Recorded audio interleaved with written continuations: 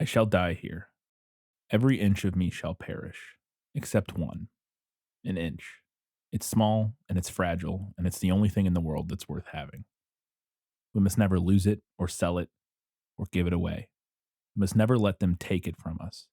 I don't know who you are, whether you're a man or a woman. I may never see you. I will never hug you or cry with you or get drunk with you, but I love you. I hope that you escape this place. I hope that the world turns and that things get better and that one day people have roses again. It's V for Vendetta, and this film is lit.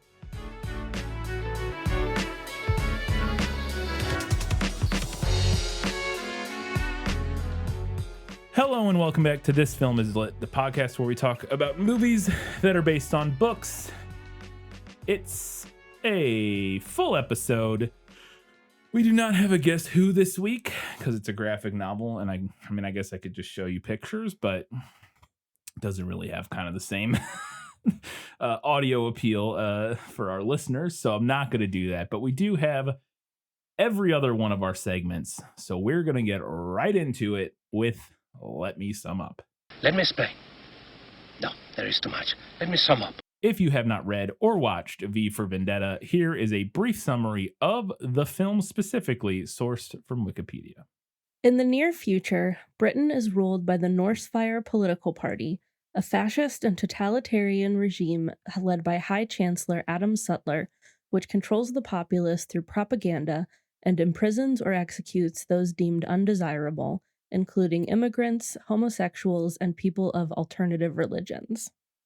Evie Hammond is the daughter of parents who became activists after her brother perished in the St. Mary's School terrorist attack 14 years earlier. They were detained and later died in prison when she was 12 years old. One evening, a Guy Fawkes masked vigilante, V, rescues her from assault by the secret police known as the Fingermen and brings her to witness his destruction of the Old Bailey via bombs. The following morning, on the 5th of November, V hijacks the state-run television network to address the nation, claiming credit for the attack and encouraging the populace to resist Norsefire by joining him outside the Houses of Parliament on Guy Fawkes Night in 1 year's time. Evie is knocked unconscious while aiding V's escape, and he takes her with him to avoid her arrest and likely execution. V kills Norsefire propagandist Louis Prothero, Dr. Delia Surridge, and with Evie's assistance, Anthony Lilliman, the Bishop of London, pedophile and corrupt priest from Larkhill, whom V gets to by using Evie. Evie flees after betraying V, hoping to be forgiven by Norsefire. Assigned to capture V, Chief Inspector Eric Finch uses Surridge's journal and information from former covert operative William Rookwood, actually V in disguise, discovering that 2 decades earlier, Surridge led biological weapon research and human experimentation at the Larkhill detention facility on behalf of Norsefire, creating the St. Mary's virus. Although dozens of political prisoners died during experimentation, an amnesiac in Cell 5 developed mutated immunities and disfigurements, as well as physical enhancements, and eventually destroyed Larkhill during his escape.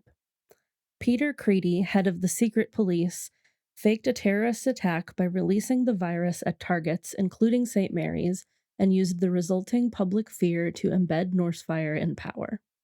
Simultaneously, the company manufacturing the cure enriched party members such as Prothero and Lilliman.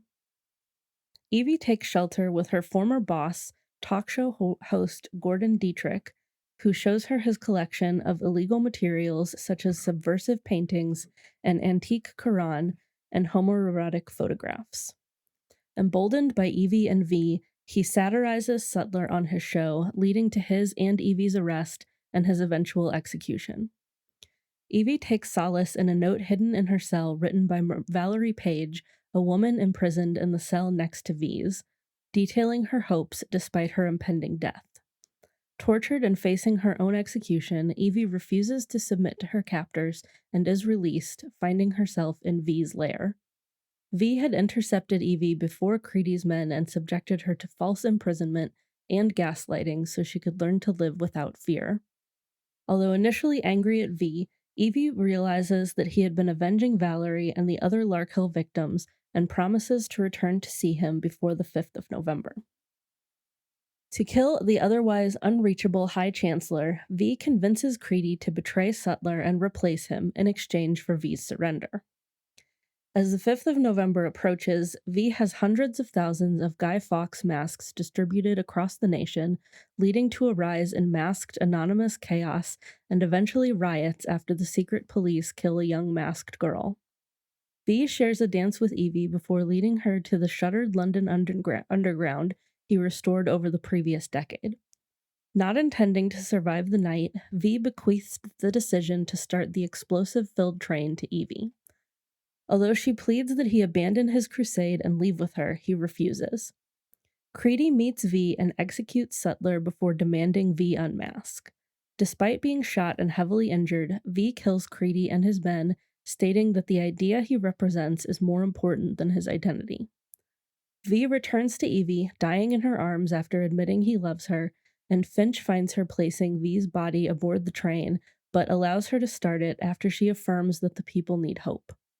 With Sutler and Creedy dead, the military forces in London stand down as countless citizens dressed as V descend on Parliament and witness its destruction. Finch asks for V's true identity, to which Evie replies, "He was all of us." All right, that is a summary of the film. As I said, we do not have a Guess Who this week, but we do have a lot of questions. In case we didn't mention it earlier, I didn't mention it at the top, but we said it in the prequel. This is a Switch episode. I read this one.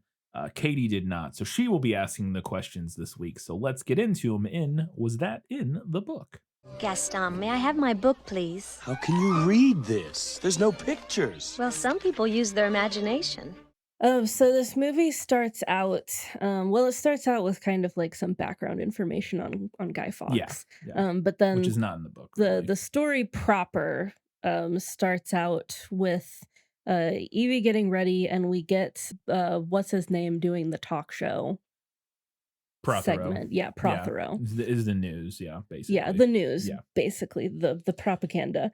And so we find out a little bit of background information about this world. And I want to know if the kind of setup for that is the same. They talk about like war and plague that basically wiped out America, and Britain is now run by like crazy conservative fascists and doesn't want to help them. So kind of, in fact, more so in the book. In the novel, there was a nuclear war, and the rest of the world, as far as they know, is essentially gone in terms of like organized governments. At least there may be people around, but like Britain, as far as they know, I think. Well, as far as is mentioned, they say like the America's basically gone. I think they say that like most of Africa is gone. I can't remember if they mention any specific like other governments existing. I'm sure some do somewhere. But for whatever reason, and I can't remember why, I think it is mentioned in the book, England ended up being mostly untouched by the nuclear war. But like most of the rest of the world's superpowers are like gone, and it's just like them. And so that leaves the world in the book a bit more dystopian, post-apocalyptic than it kind of appears in the film. Like obviously it is like kind of mid-apocalypse in the film, and the vibe I got in the book is that it's a little more like post-apocalypse. The world of so the movie's version, I think, is kind of compelling because it feels a bit more familiar than what we get in the book. It's a bit more kind of like, again, the apocalypse is in progress in the book as opposed to like, or in the film, as opposed to like done and we're in the like post-apocalypse rebuild section. It's a subtle difference. We'll touch on this a bit more later when we discuss my feelings on one of the big changes about like kind of the world and one of the core themes of the book versus the movie. But generally speaking, it's very similar. There is no real other governments that are doing anything. And the result of it is that England is like an isolationist nation now and is like kind of completely on its own, essentially. Okay. So like I said, Evie's getting ready for something, and then she ends up going out. She leaves her apartment right as we're hearing like a curfew being announced. So she's out and she bumps into these guys who end up being secret police Fingermen. and the fingermen, Which I'll explain later. and they basically start to assault her, and then in comes V, uh, Or Caped our Crusader. caped crusader. Is any of that from the book? Yeah. So the book opens up pretty much exactly the same. The movie nails this down to both Evie and V getting ready. Like we cut back and forth between V suiting up and Evie like getting dressed and putting on makeup, kind of paralleling the costumes that they're both putting on.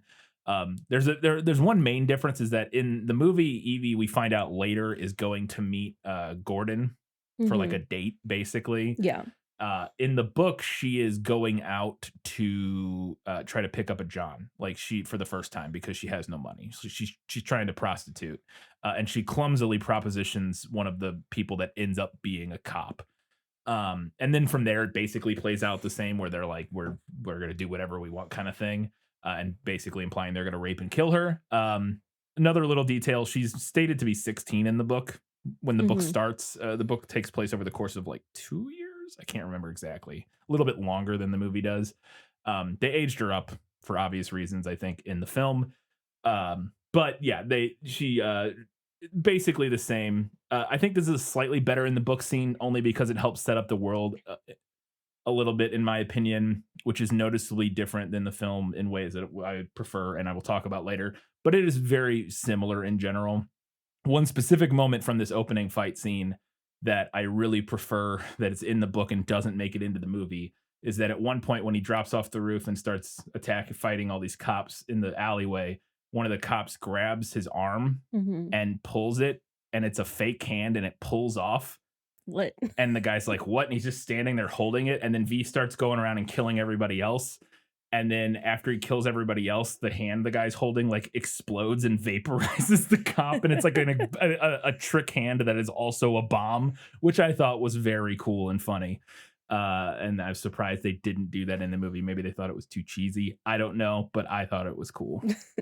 After the fingermen are dispatched, V introduces himself to Evie and monologues in almost entirely V words. Mhm. Is that from the book? No, so I went back and checked this because I actually thought it was. I realized that I thought it was. He does not introduce himself. It's when she asks like who he is. That's his introduction. He does not introduce himself with an incredibly long string of alliterations, but I will say that it does kind of fit, at least relatively, in with his generally kind of verbose and overly eloquent style of speaking from the book. He speaks a lot in like quoting from Shakespeare and he speaks in riddles a lot and doesn't really he does occasionally speak very plainly and straightforwardly, but a lot of the times when he talks it is this ridiculously Mhm. verbose um almost poetic style of speaking, theatrical style of speaking. So I thought that fit in his character even though it doesn't really come from the book. Like the alliteration part specifically doesn't come from the book. So then he takes Evie up to witness him blowing up this statue. The She just the actually asked this before. was this This is what he before? after he gives that whole long Okay, introduction. yeah. When he finishes, she says this line. Yeah. Okay. So he gives this whole long introduction and then Evie says, "Are you like a crazy person?" Yes, that line is not in the book, and I think it's a great line. That is a moment I had as better in the movie, particularly paired with V's response, which is she says, "Are you like a crazy person?" And his response is, "I'm very sure they will say so." Which I thought was great. It kind of gets to the core of the idea. Just one of the things the book and the movie are both exploring is the thing we talked about, I think, in the last episode, about how uh, some people are seen as terrorists versus freedom fighters Mhm. versus oh he was a crazy person, and like he knows that that what he's doing and the result of his actions he will be seen as a crazy person by a lot of people, and so yeah I like that line, and again especially in response to his big ridiculous intro because it is so over the top, and it actually does kind of there's a scene that doesn't make it into the book or into the film at the end when Evie is talking to him, when he shows her the train Mhm. before he goes for the big final thing. He's speaking in riddles the whole time, and Evie is like just screaming at him, like, please just talk like a normal person. Um, I guess it's not really the same, but it doesn't remind me of that of like it's like a meta awareness of the fact that like he sounds insane Yeah. and that like us as listeners of viewers, readers, whatever, are like, this man seems weird. And it's kind of I liked that it kind of acknowledges that. Okay, so fast forward. I have another question about the statue that he blows up Yes. later. But my next question in this section has to do with the next day. So Evie goes to work. She works at the news station, and we're kind of like going around the station, being introduced to it, and we overhear somebody say, "Our job is to report the news, not fabricate it. That's the government's job." Mhm. Is that from the That book? line is not in the book, at least not that I could find, but it's very much in line with the kind of stuff they talk about in the book when we see the mouth, which is what the propaganda arm is called, and I'll get to that later.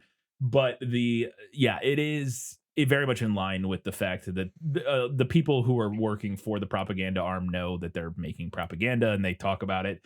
I thought it was maybe a little too on the nose for some of the writing in the book. I will say the book fluctuates back and forth between being very kind of prosaic and I don't want to say hard to grasp because it's not really hard to grasp, but like it bounces back and forth between making its point very sort of subtly and Mhm. in a very nuanced show don't tell kind of way. Even when it is telling, it's not doing it like super like beating you over the head with it. But then other times in the book, it does just have moments where V kind of just explicitly like says the point of what we're talking about.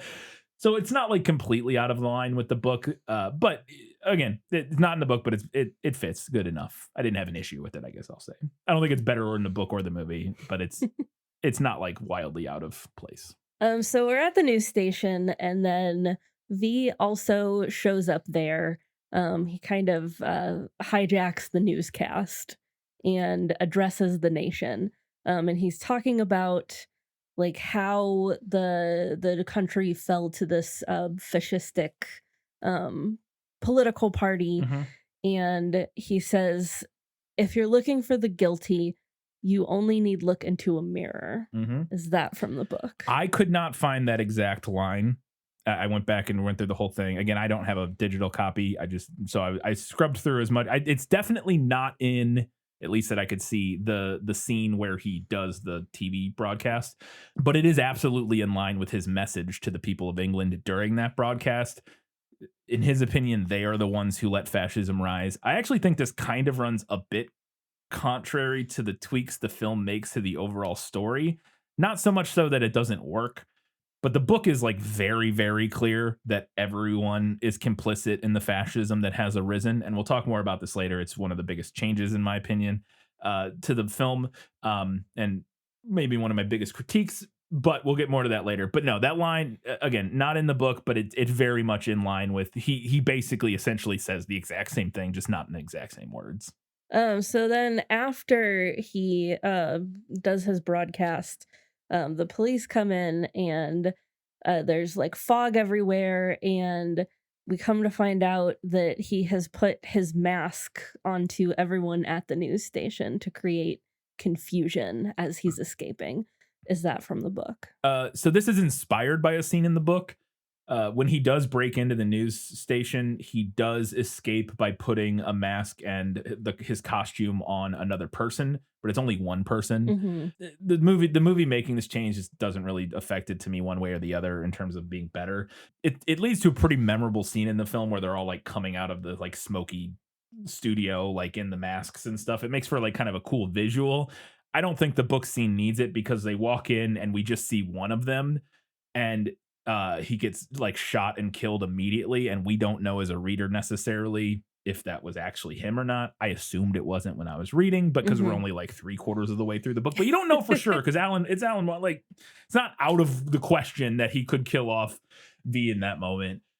But so it's very similar. Again, V does this disguise another person as himself. He just doesn't do a bunch of them. The main issue I guess I have in the movie is that where did all those costumes and masks come from? Because he doesn't seem to be carrying them when he Well, we comes in. see the masks come Oh, does in he? when Evie's pushing around, like they get a delivery of boxes, and she Oh, pushes them into okay. like the Never mind. Fair enough. costume I missed room that. or something. So we know where the masks came from Yeah, at least. well, that's fair. That's fair. I didn't think the movie, and it wasn't really a big issue, even if the movie didn't explain. Like, who Yeah. cares? But I was just, but if the movie explains it, kudos. Fair enough. Again, either way, I think is fine. The movie scene's memorable. The book scene works fine as is. Don't really care which one is, Mhm. But yeah, it's inspired by a scene from the book. So speaking of Evie, she actually helps V escape from the news station. And she ends up getting knocked out, and then he takes her with him, and she wakes up in his like underground hideout, where she finds that he has a stockpile of like books and art and all of this stuff that has been outlawed by the fascists, by the Ministry of Objectionable Materials, which is just about the most British thing you could have possibly called that. Yeah. Is that from the book? Yes, pretty much. So the movie pretty much nails the Shadow Gallery, which is I think they say it in the movie at some point, but that is the name of his hideout, of his Mhm. lair, is the Shadow Gallery. I think it's pretty spot on. It could be a bit more shadowy because, like in the book, it all kind of falls into darkness in a way that it doesn't in the film because it's just like a Yeah. stone like room. But I mean, it's like fairly similar. There's like Mhm. art and books and a jukebox, and it's similar-ish. Like it's close enough. I would say they nailed it. And he does have like a bunch of art and books and all kinds of stuff that have been outlawed Okay. and gotten rid of. I don't even remember what the context of him saying this line was now. He's Yeah, talking I to think he's talking to Evie, Evie. Yeah, but I had to ask about this line yeah. because this is the line that everybody knows from this movie. Oh, you think?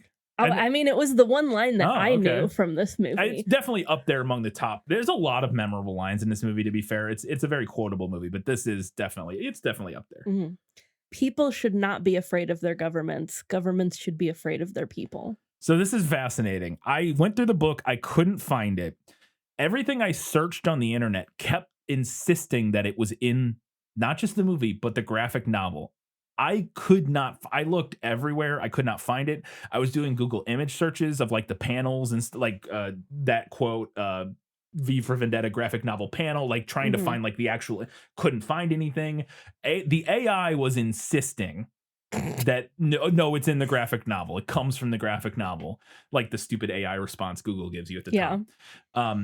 But I think that's just legit. Think that might just be a thing that it's wrong, like is just wrong about. If it's not, if somebody else knows, I didn't go page by page through the entire thing, but I went through all the places where I thought it could potentially feasibly be, and I couldn't find it, and I couldn't find anything confirming it on the internet that it comes from the book. So I think it might be a movie edition that has kind of seeped into like the Google search is just telling you it's in the book, even though it's not. Mhm. It's definitely not from the scene where he broadcasts his message to the people, which I don't know why I thought that might be from there because it doesn't match up with this. But because I was like, well, maybe that's from the scene where like he is talking through the broadcast or something like Yeah. that. Like maybe it's there. It's definitely not in there in the book because I looked at that, and also in the book he does that whole the broadcast in the style of of an employee performance review, which is actually fun. Like when he's addressing the people, he's like basically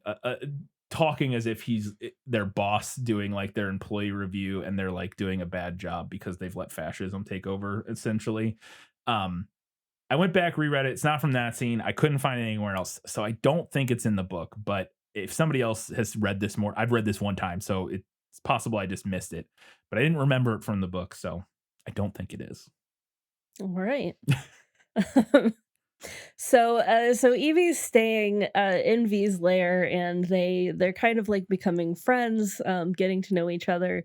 At one point, he's watching a movie and invites her to come watch it with him, and he says it's his favorite movie. It's The Count of Monte Cristo. It's The Count of Monte Cristo, which is a touch on the nose. Yeah, that's not in the book again from my memory. At least them watching it, I definitely don't remember. There may be like a poster for it at some point in a panel because he has a lot of Mhm. like movie posters and stuff like on the walls that you see kind of in the background of some of the panels. I don't notice it. I don't remember it from the book. He does love music and movies and all that kind of stuff. He's a very cultured, like he loves all of this art that he has saved and stolen and that sort of thing. Or well, he explicitly says he didn't steal it, but because it was whatever the line he says in the movie, like it's not stolen because they didn't. It's not theirs to begin with, or something like that. But I do not remember the Count of Monte Cristo being mentioned, and I agree it is a little on the nose. A wee bit. So moving forward, V murders Prothero, Hmm. and they cover it up because they don't want people to know that he was murdered, and they announce on the news that it was like he died peacefully or In his something like sleep or that. something, Yeah, yeah. and Evie immediately knows that that's a lie because she knows the news reporter, and she knows that her tell is that she blinks a lot when she's lying on air. Is that from the book? I don't remember this from the film or the book. I don't remember this scene. I must have been writing a note or something. I don't think it's from the book specifically because Evie does not work for the news Oh, she station in the doesn't. book, or at least it's not. She if she does, we never see her there. I can't Yeah. remember what she says she did at the very beginning before she goes out to try being a prostitute, but she does not work for the news. Uh, so no, I would say that it's not from the book if I had to guess. Okay. So then the next person on V's hit list is the bishop, Mhm. um, whose name I don't remember. Lilliman. Lilliman. Yeah. Uh, and he is also a pedophile. Mhm. Um, and they get to him by having Evie pose as a teenager A child, child, yeah. there for him Like to from a service where he yeah, purchases where he women to purchases rape, women, or not women, children, yeah, children. literally children. So one is that from the book, but then also in that scene in the movie, Evie attempts to betray V and like confesses Yeah, that he's like on his way to kill the bishop, but the bishop like doesn't believe her. yeah. Is that from the book So also? overall, the scene is very, very similar in a lot of ways, almost identical, down to like the outfit, the costume that Evie is wearing. Except Evie does not try to betray V in the book. I thought this was a fine thing that helps move the plot along in the film because it kind of cuts some of the middle part of the first book, which is the first act essentially. In the book, she doesn't try to do that.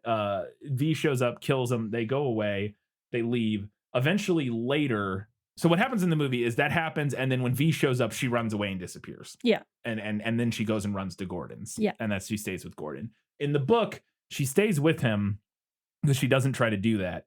And then when after he kills her, they get back to the Shadow Gallery. Some time passes. I don't remember exactly what all happens, but they have a conversation where she's trying to figure out like who V is, and she asks him. She asks like, "Hey, why haven't you tried? Why I've been here for a long time. Why hasn't anything romantic arisen between us? Or like, why haven't you not tried to like come on to me or anything?"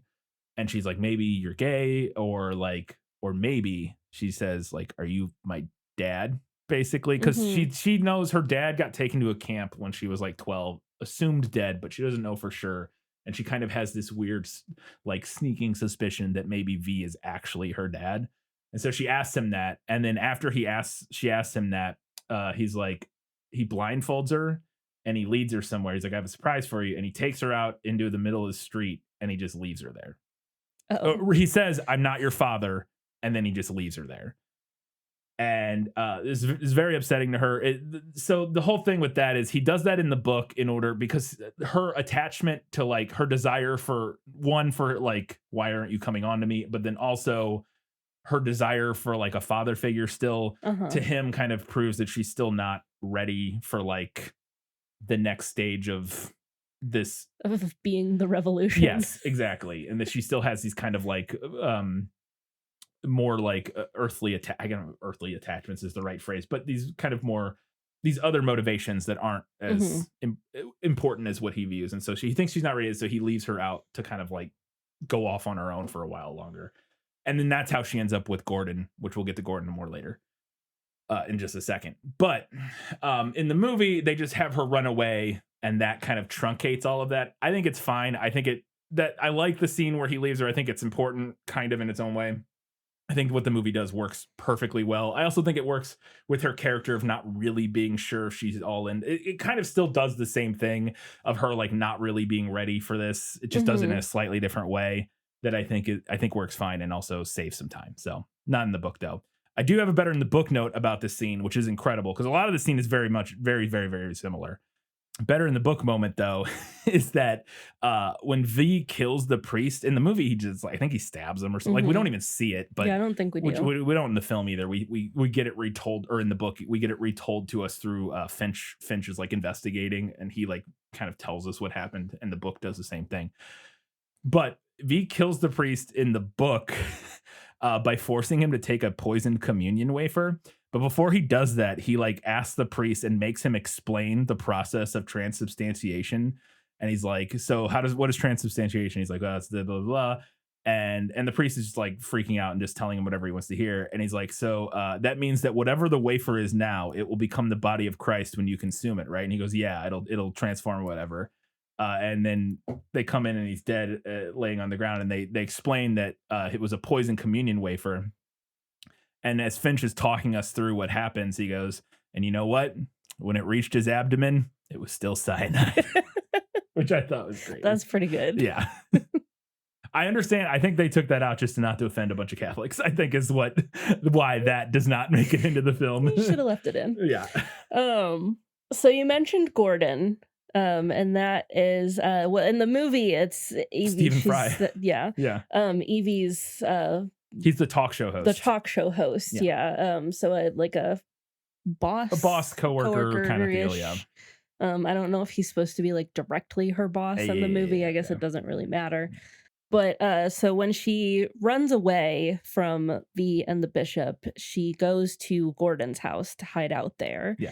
And he like takes her in right away, and ends up showing her that he also has a stockpile of outlawed stuff, and tells her that he is actually secretly gay. Yeah.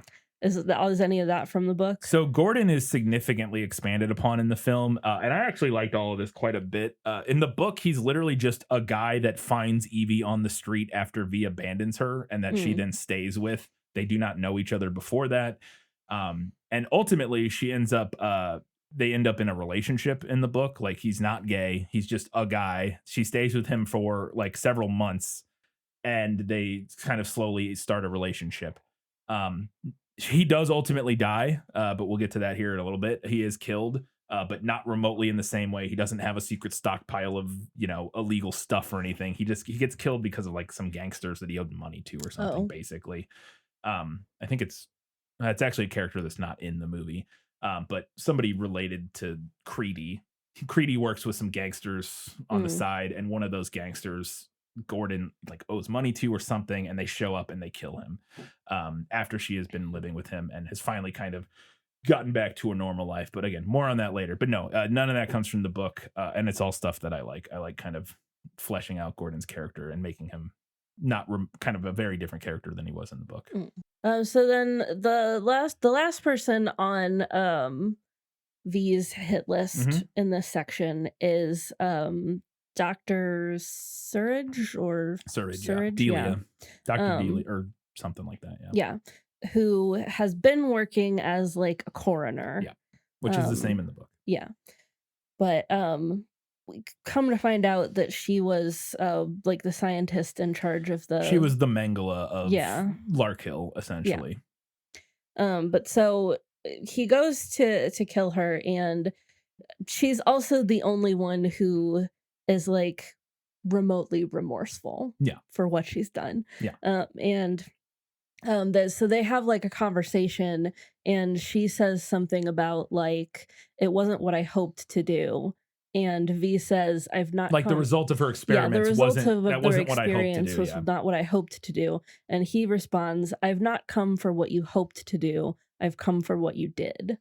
Is that from the book? Not in the book, but I think it's another great line that feels right in place in not only in the story, but in the style of a lot of the stuff in the book and kind of the just devastating lines that the book doles out, one after the other. Um, V has little care for desires or intentions. He's a man of consequences and results, and kind of what you do and your actions and how the consequences they wreak or rot rat wreak. That's not the right word. The consequences they have. Yeah. Again, lion's not in the book, or at least it's not in that scene, because I reread that whole scene and it's not in that scene. I don't think it's anywhere else. But again, totally right in line, and that's a better in the movie moment for me. Okay. Another exchange that they have in the scene that I really liked, she says to him, "Is it meaningless to apologize?" And he responds, "Never." Not in the book. Another line not in the book, but is also a great line. The spirit of this scene is very, very similar, and a whole lot of the scene between him and the doctor while she's laying in bed, she is laying in bed. It plays out essentially identically. Just some of the dialogue is tweaked, some of it's identical. That line is not in the book. Like the part, one of the lines that the movie nailed that I really like is that when he arrives, she like wakes up and she's like, "It's you, isn't it? You've come to kill me. Thank God." And that line is, she says the same thing in the book or in the film. One thing that I did like in the book that doesn't make it into the movie, that this line is kind of in place of, essentially, because I believe that it's the last line they exchange with each other before she dies, is that um, she asked to see his face again. Like, as she's laying there, like the last thing she says is, "Can I see your face?" And he pulls his mask up and shows her. And I think it's the only person in the whole book that sees his face, I Mhm. think, from my memory, and shows her. And she says, "You're beautiful," or "It's beautiful," or something like that. And I thought this contrast was like a nice sort of end point and full circle moment for a thing that actually hadn't happened in the book yet, because we get her backstory and all the stuff in Larkhill after we see her die, which we do the same thing in the movie, because then he gets her, the Finch gets her journal Yeah. and is going through it. But in the journal in the book, when she's talking about all these people that she's doing this experiments on, she's talking about how hideous and weak and pathetic they all are, and how she doesn't even really see them as human because they don't fight back. They don't like, they're just pathetic. And I think having it kind of come full circle where we get back to this point, and when she sees him again, she's like, "You're beautiful." I don't know. I thought it kind of, it shows, I think it nails that of all the people on his shit list, that she's the only one that is actually remorseful. Mhm. And so V gives her a peaceful and painless death, which nobody else in the book gets.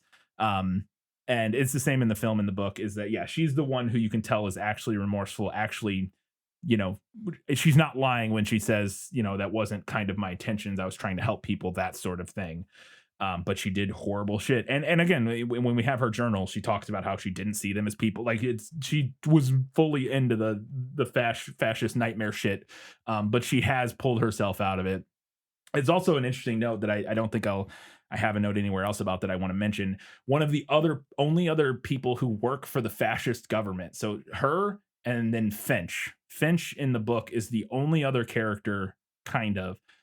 Those two are like the two characters that get kind of a sympathetic view from more, like, Mhm. from the author. Like, as an audience, I think we're supposed to view both of them at least somewhat sympathetically, or at least appreciate that they're these two characters that are not as evil and bad as the system they're a part of, basically. And there's a little detail in the book. We find out that they were actually sleeping together, like they were Oh. together, like, briefly. Uh, Mhm.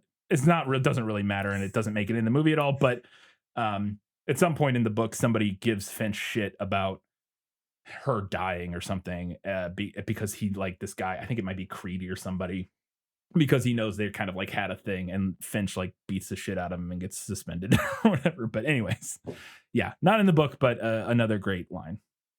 So you mentioned that we get this whole backstory after she dies, Yes. because we get it via her journals Hmm. as Finch is going through them, and we find out that they were doing this like experimentation on these political prisoners, and that V was the result of this Hmm. like medical experimentation. Is all of that from the book? Yes, that backstory is basically identical. It's told identically through the journal. We see a lot of the very same, like, panels and shots. The only thing that the movie leaves out, and I assume just for time, is how V broke out of prison. Because in the movie, like one day there's just it seems to have exploded and he's like Yeah. standing in the fire and they never Yeah. explain how that happened. This is a better in the book moment. Again, I understand why they cut it out. Just for people who haven't read the book, what actually happened there is that V is the only one who survives these experiments. Everybody else has slowly died, but he's like kind of gone insane and like has no memory of his past life. And he talks in weird. He's like lost his mind. But he's the only one that survived, and they're like so they keep him around and they keep like you know studying him and stuff like that. But they end up letting him start to garden because I don't remember exactly why, but they end up letting him garden and he ends up being like a really good gardener and he's growing all this food that he's like and I guess they let him do it because he's good at it and then they're like eating it like Prothero who was the commander of the commandant or whatever of the camp there's like scenes of him like having these big tables full of food because V is able to grow this stuff in the garden and as while he's gardening he's requesting more and more fertilizer and more of these certain chemicals to do certain things and they do not realize what he's doing and because he's crazy like he has it all like spread out all over his cell Mm-hmm. in like these weird like patterns and like piles and stuff and they're like whatever you're crazy like they just think he's lost his mind but he just made a giant fertilizer bomb kind of thing and like napalm and one day blows it up and blows up the prison and catches himself on fire and that's how he gets all the burns but he's the one who did it using like making like a fertilizer bomb which we see in the train at the end of the movie he has like big Yeah. things of fertilizer and stuff that's how he breaks out of the prison the movie doesn't mention it but it's not really important but All now you right. know. So moving forward, we pop back to Evie, and I have a question about the stuff that happens with Gordon in my other Yeah. section. But Gordon gets taken by the secret police, and as far as we are to understand, they also capture Evie, Yeah. and they throw her in jail, um, and we see them shave her head in this scene. Do they also shave her head in the book? Yes. Yeah. That exact scene. She's sitting there when they process her, they shave all the prisoners' heads. We see it Hmm. also with the people at Lark Hill. They all get their heads shaved when they go in. Yeah. So then there's this big long sequence where she's in prison, and one day in her cell, in like a little hole in the wall, she finds this note from this woman named Valerie who was held there previously, and it like details Valerie's entire backstory, and we find out that she was arrested for being gay. Yes. Is all of that from the book? Yeah. And this is like completely spot on. Maybe the most nailed it that is in this movie and of maybe any movie we've done. I also thought maybe the best part of the movie. I found it incredibly moving and well done.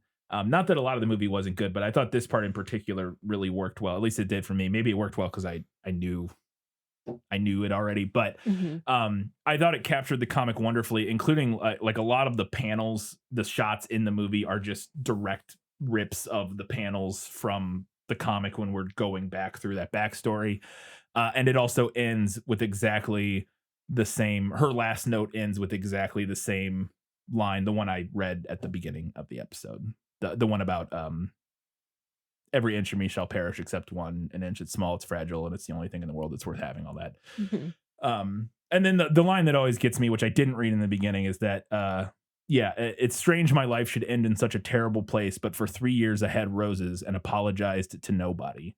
Which that line makes it into the movie, and I love that line. And yeah, I couldn't get over how well I thought they did this particular moment in the film. Kind of moving off from that, this whole time that Evie has been imprisoned, they've been trying to get her to give them information on V, and she won't do it. And finally, they tell her that this is like her last chance, and if she doesn't give them the information that they want, they're gonna take her behind the chemical sheds and execute her. Mhm. And they like give her that chance, and she says, "Thank you, but I'd rather die behind the chemical sheds." Yeah, Is that from the book? word for word. And then In a moment that truly threw me for a loop watching this movie, we find out that This is the only thing I remembered from the movie, by the way, was that this twist yeah. from when I saw it the first time when it came out in theaters. So we find out that the entire thing was fake, and she was never imprisoned by the government, but actually V faked the entire thing. Yes. Is that from the book? Yeah, so this all plays out exactly the same. The book actually gives us a few more panels of her exploring the different fake sets that V had created. Like there's Yeah. the interrogation room, there's the hallway, there's the prison cell. There's a couple other little moments where she goes and she goes into the interrogation room and we see like the dummy that was supposed to be like the person interrogating her, and there's like the lights are on, she turns the lights on and there's like a record player or like a tape player or whatever playing like the lines that he was saying and stuff like that. Yeah, but the exact same thing. All the gist of it's identical. The guards are all like dummies and stuff like that. And then she opens a door, and it's the shadow gallery. I'm surprised they didn't add this line. They didn't use this line in the movie. She opens the door, walks in, and V is standing there in the shadow gallery, and he just says, "Welcome home," and that's the final panel of that issue or whatever. Oh, Yeah. okay. Yep. So Alan Moore stuff, and it's the same way with Watchmen, is that you're not really supposed to, like, nobody's a good guy. Like, there's no Yeah. good guys in any of Alan Moore's stuff. There's just people who do things for reasons like that. And, some of those reasons are better and worse than others. And, but like, yeah, there's not really like good guys Yeah. in this story. So a recurring thing that we see throughout the film is this little girl with glasses who we see being kind of slowly radicalized throughout the background of the story, who is then killed as she's wearing the V mask, and then we see she's killed by a secret policeman, and then we see a mob like gather and kill him. Yeah. Is that from the book? So yes, and also no. As soon as I saw that girl with the glasses, I knew that she was Graffiti Girl from later in the book, because they could not have cast a girl that looked more like Graffiti Girl. Oh yeah, look at that. There's a girl that at the end of the book, she sprays the V on a wall, on a brick wall that looks very similar. And she has the big round glasses, and she looks like, I don't know, she's probably like 10 or something. But in the book, that's the only scene she's in where she graffitis at. So the thing that the big change that the movie does is that it makes her be the one that gets shot and killed, that sparks the uprising. In the book, it's either some random woman or some other minor character that I can't remember. There's a woman who steals a can of beans at some point, and they like execute her on the street for like stealing. And when that happens, a bunch of people like attack the police, and there's like it's one of the big like kind of moments that sparks one of the big uprising at the end.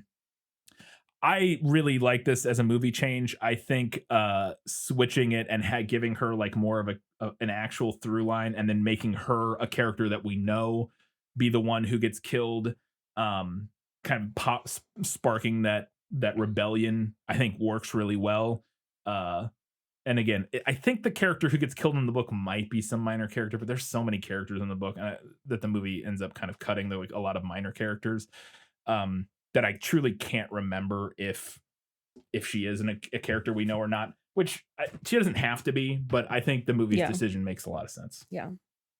Yeah, that sounds like a good decision to have that kind of through line character. Yeah. Also, I meant to show you this, the shot of, oh, never mind. I'll show it to you later.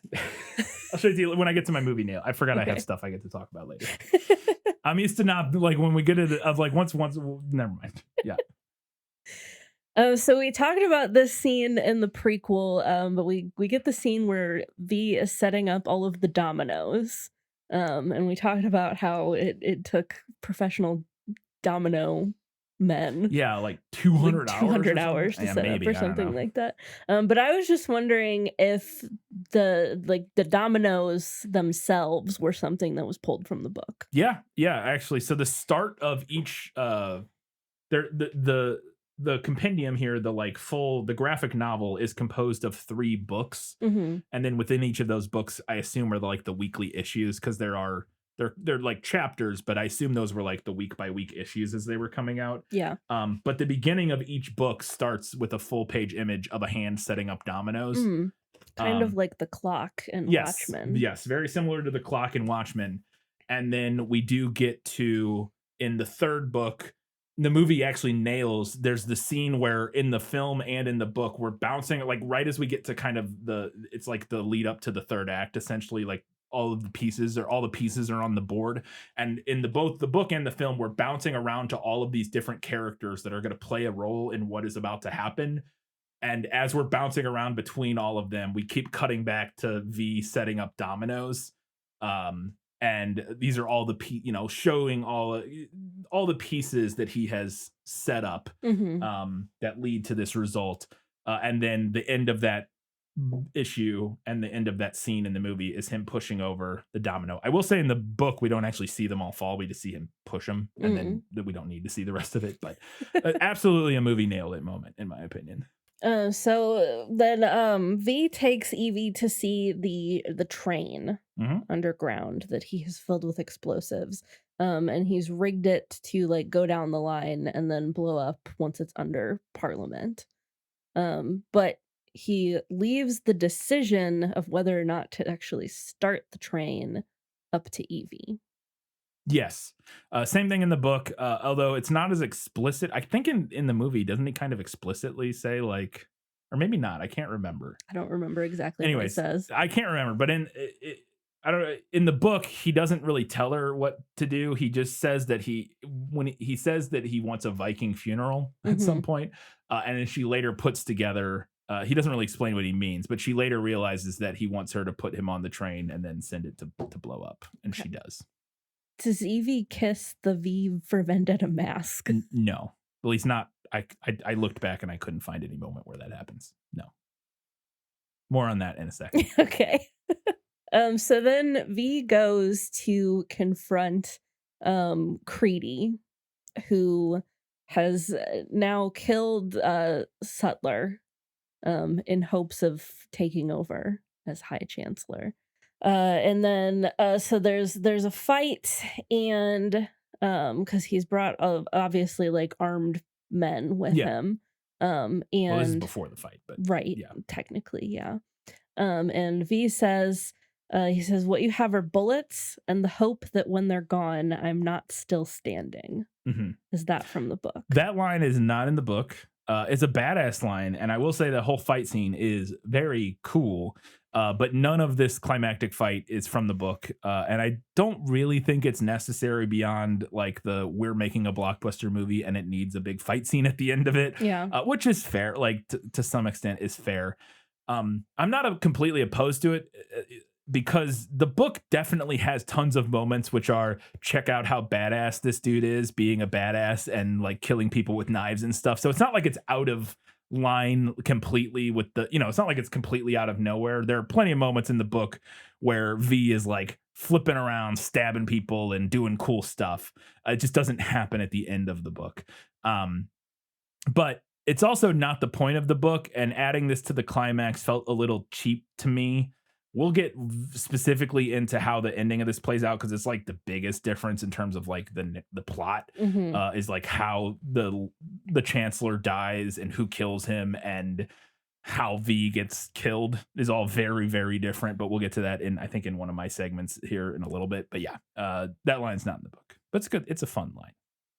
Speaking of V getting killed, so after this whole fight, he's taken out all of the men, and they've been like shooting at him the whole time. And Creedy's like, "Why won't you die?" And V says, he asks about the mask too. I don't remember. But V anyway. My question is about this line, which is beneath this mask there is an idea, and ideas are bulletproof. So yeah, this line is in the book. It's a bit better in the book, but it's very very similar. In the book, after he gets shot, or he gets shot at, we actually don't know in this moment if he has been shot or not. In the book, we just see a character shoot into the darkness, Hmm. and we think maybe he got hit, but we can't tell. And he walks over to the guy that shot at him, which again we'll get to in a minute. But in the book, it's Finch. And he says to Finch, "There, did you think to kill me? There's no flesh or blood within this cloak to kill. There's only an idea. Ideas are bulletproof." So basically the same, just a little changed. All right. So then he kills Creedy, and we see him take off like a piece of armor, that's like riddled with bullet holes. Yeah, And then he goes back to not a thing in the Evie. book, by the way. Um, He just gets shot. yeah.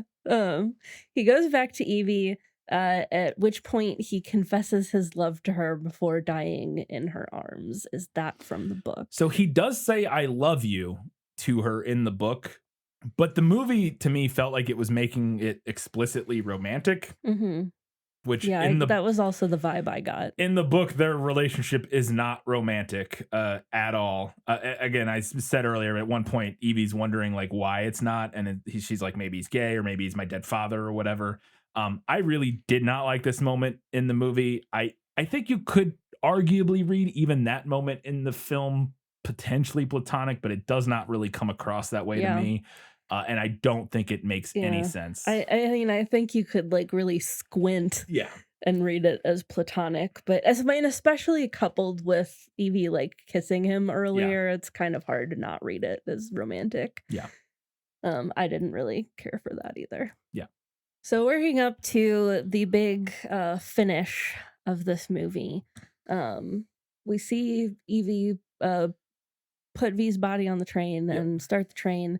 And while that's going on, we also see hundreds of people in thousands in the Guy Fawkes masks, marching towards Parliament.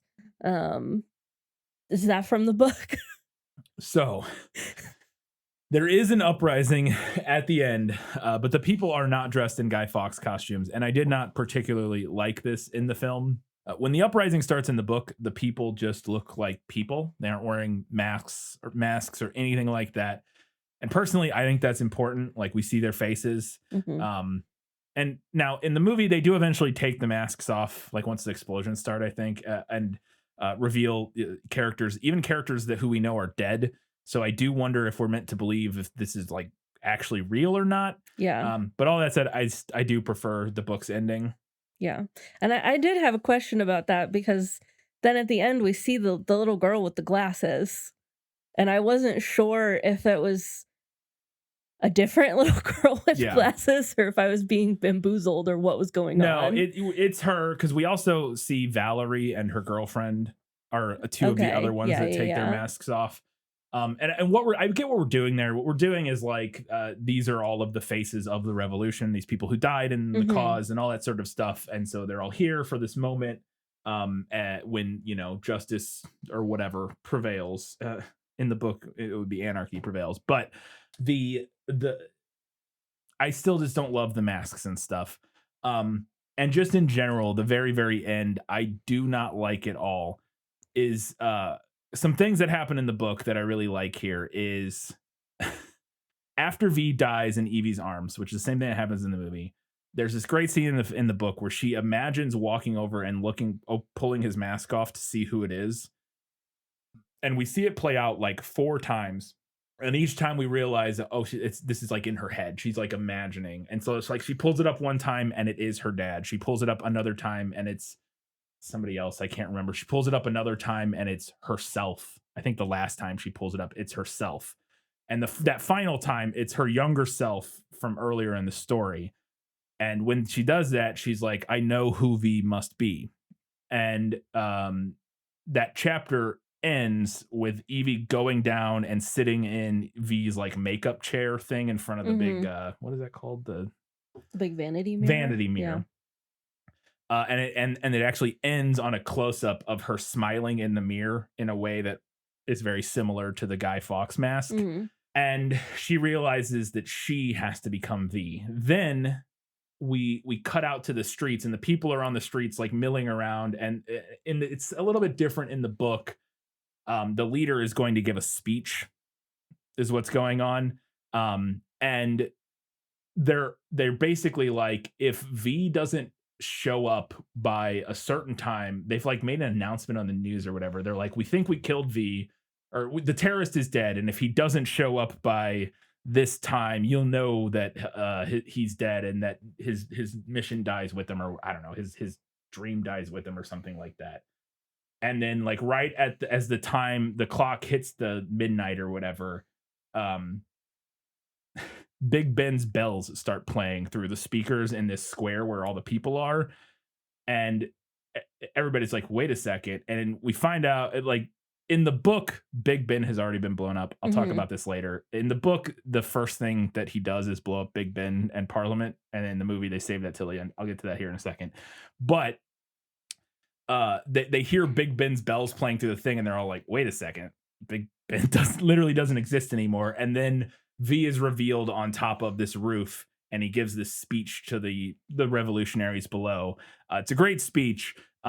It's Evie in V's costume, and there's this. I don't know if this is where this line comes from, but they're in the middle of the speech, like the end of it is, they say anarchy is dead, but reports of my death were exaggerated. And I don't know if that's where reports of my death were greatly exaggerated comes from. I actually have no idea because this book's from like 1982 or 88 or I can't remember. But anyways, then the crowd, emboldened by seeing V and this symbol of anarchy, this symbol of the revolution, the rise against fascism appearing, the crowd then storms into the crowd of cops attacking them.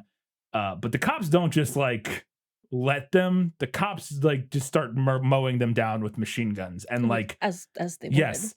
And I think the movie's ending here, and this is a big change that I really hate in the movie, is the army just standing down in the movie. Yeah. I think is so stupid. And I think it's too easy, it's too happy, it's just a cheap ass ending. Because revolutions are violent and awful and sometimes necessary. And the movie just kind of glosses over the ugly part and is like, oh, the army's just like, nobody's responding on my walkie-talkie, so I'll just let this whole crowd of people come storming through and we'll just won't do anything. No.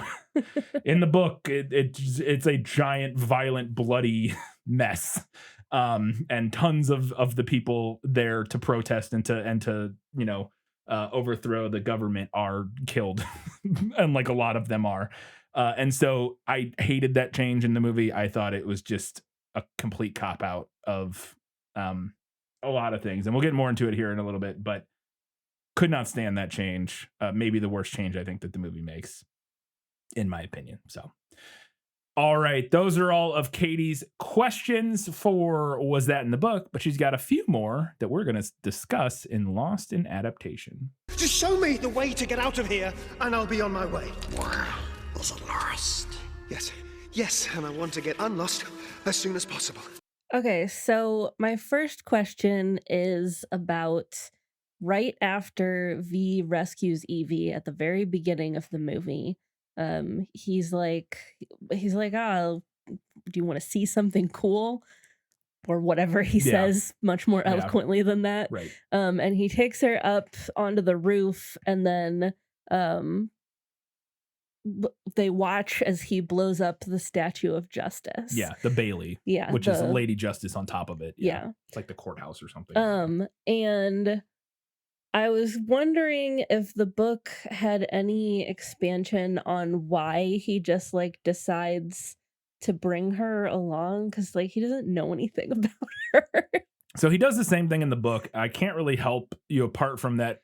I don't even know if this line's in the book, but in the movie, when he asks her what her name is, after he does his big introduction, he asks her what her name is, and she says it's Evie, and he goes, Evie. And he says something along the lines of, I, like God, do not play dice and don't believe in coincidence. Come with me. And like, so her name, he kind of sees it as a sign that she is Evie and he is V. And so he's like, he doesn't believe in coincidence. The fact that her name is Evie, his name is V, means something. And so he brings her along. That's it. Fair enough, I guess. As I just mentioned, I'll add that in the book, he's actually blowing up Parliament and Big Ben in this scene. Another kind of big change from the book. I understand why they make this change in the film, because watching Parliament blow up at the end of the film is a much bigger like moment, because it's a much more recognizable building to the audience. It's also ties directly with the Guy Fawkes plot, like the culmination of that. But I really like the symbolism of V blowing up Parliament at the beginning of the book, because it serves no purpose anymore. There's not a democracy for which this parliament building to even exist or need to be there.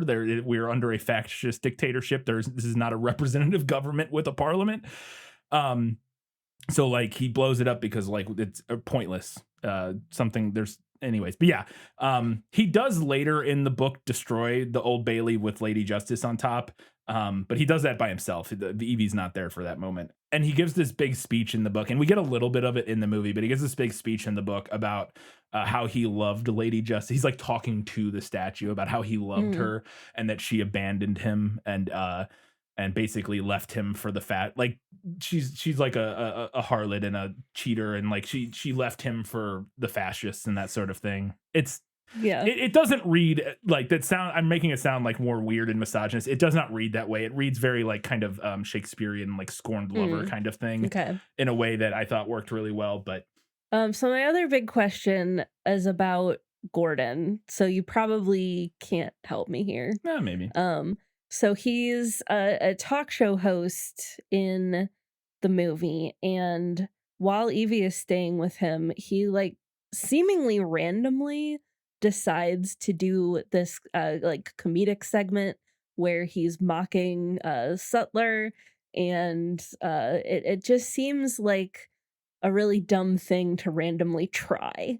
And I was wondering if the book had any insight on why he would decide to do that. So none of this is in the book, kind of as I alluded to earlier.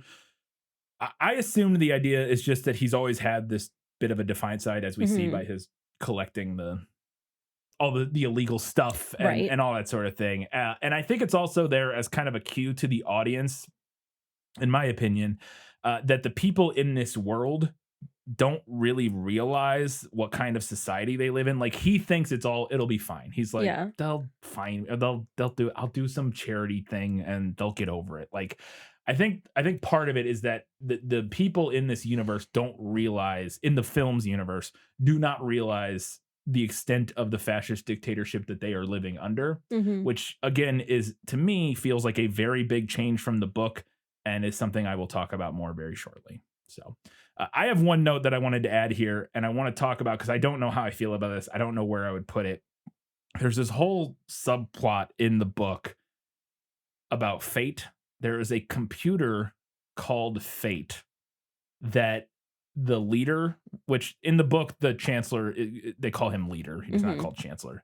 In the book, the leader is like in love with this computer. There's like this subplot. I truly not sure how I felt about it because I don't really know if I understood like what it was supposed to mean or what it was supposed to do or like what the purpose of it was. It just was one of the few parts of the books that I felt like I couldn't really wrap my brain around. But the leader is like always consulting this supercomputer that they built after the fascist government kind of took over. They built this supercomputer that like does everything and is like the thing that like kind of governs them in some capacity. And literally like the Prothero at the beginning, in the book, he's not just like a news announcer. They literally call him the voice of fate, and he like speaks for this supercomputer, and everybody trusts him. And like, because he's speaking for this thing that they all trust is like choosing correctly for. I don't know. I was a little lost.